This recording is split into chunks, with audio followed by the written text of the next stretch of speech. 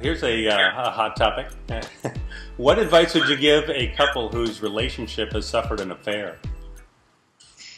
Yeah, this is a really emotive one for a lot of people, and my advice would be that this is the problem of the relationship, because it's easy to fall into victim and perpetrator with an adulterous situation, because, generally 99 times out of 100, that couples who are happy, both people, there's no need for an affair. So I think it's the relationship's problem. If the victim wants to be upset about it, and I can really understand the pain because I've been there.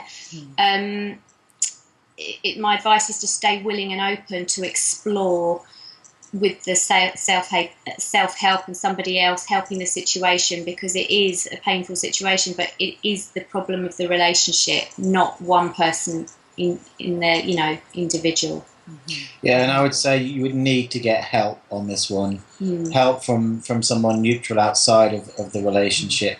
And also I think what I'd say to someone who's experienced that is there's a lot of work to be done to heal it, and really to understand that you need to have the heart for that. Both of you in that relationship need to have the stomach, heart, mind, everything in it to go through what will need to happen for the relationship to survive it. And you know what? If one of you doesn't have that stomach, you need to move on very quickly. Obviously, so much depends on the circumstances themselves. Yeah. I think one key idea is to do your best not to respond to the situation out of or make decisions when you're right in the heat of anger or feeling betrayed or despair. Because when you take actions, fueled by these emotions, they're never going to be grounded in wisdom or in love.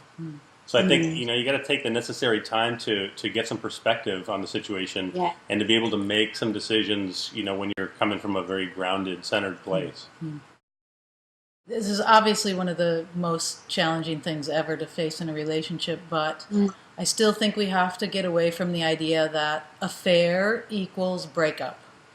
Which so many people have. There's affair, I'm out of here, and if you're going to move on, that's not a bad decision either. But I think the more awareness and love you can bring to your partner and yourself in that process, the better outcome you're going to have. But we do know couples who have worked through an affair and would tell us that they are stronger today than they ever were before. So that it is possible to really come together through that difficult time. That's brilliant advice. And I also think that, it's usually a growth edge happening within the relationship, and it's easy for one to blame the other, but ultimately it's another opportunity to go deeper. And in that going deeper, then you have the opportunity for a much greater love than you had before, not, as some people think, we're just limping along afterwards. So, right. I really like what you said, Gina, about it being the relationship and not the individuals. It seems like it's much easier to address it that way, as opposed to pointing at one or the other. Yeah, it's non-personal. Right.